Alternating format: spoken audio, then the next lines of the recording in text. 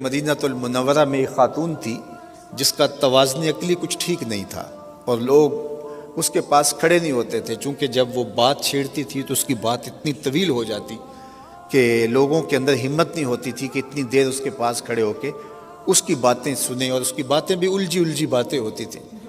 ایک دن حضور مسجد نبوی میں تشریف فرما تھے تو اس نے اشارے سے حضور کو بلایا، اس کی بات سننے کے لیے حضور دروازے پہ آ گئے۔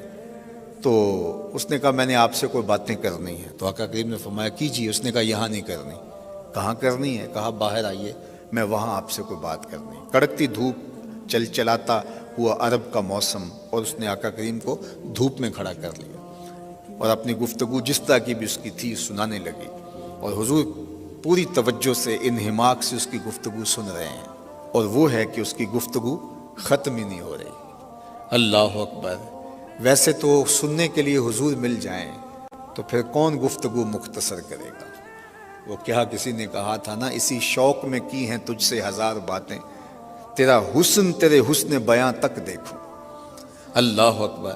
تو وہ حضور سے باتیں کیے جا رہی اور حضور اس کی باتیں کان لگا کے سن رہے ہیں۔ صحابہ کو غصہ بڑا آ رہا ہے اس عورت پہ، لیکن کہہ کچھ نہیں سکتے کہ حضور خود انہماک سے سن رہے ہیں۔ کافی دیر جب اپنی ساری باتیں جو اس کے دل میں تھی سنا کر کے واپس جانے لگی تو غالباً حضرت عمر نے کہا کہ حضور اس کا توازن عقلی ٹھیک نہیں، پورا مدینہ جانتا ہے، لوگ اس کو دیکھ کے راستہ بدل لیتے ہیں، آپ کا قیمتی وقت اور نازک بدن اور یہ چلاتی ہوئی دھوپ اور کار نبوت کی اہم ذمہ داریاں، اور آپ ایسی ویسی عورتوں کی باتیں کیوں سنتے ہیں؟ اس کی تو کوئی بات سننے کے لیے تیار نہیں۔ تو آقا کریم نے فرمایا عمر، پورے مدینے میں اس کی کوئی نہیں سنتا، میں بھی نہ سنوں۔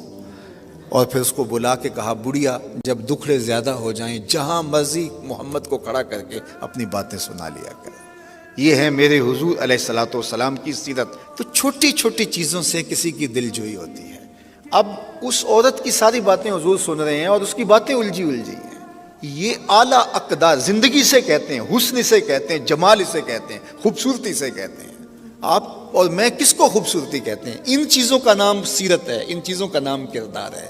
لوگوں کی دل جوئی کرنا، شکستہ دلوں کو جوڑنا، لوگوں کی ضروریات کا خیال رکھنا، کسی کا دکھڑا سن لینا۔ تمہارا کندھا اگر کسی کو رونے کے لیے دستیاب ہو جائے، کوئی تمہارے کندھے پہ سر رکھ کے رو کے اپنی بڑھاس نکال لے، تو اس سے اور کیا بہتر مصرف اس کندھے کا ہو سکتا ہے؟ لیکن تم نہ کسی کا درد سن سکو، نہ کسی کے پاس بیٹھ سکو، ہر وقت نشے کے اندر گھومتے رہو۔ یہ زندگی نہیں ہے۔ زندگی خود غرضی کا نام نہیں ہے، زندگی اوروں کے لیے جینے کا نام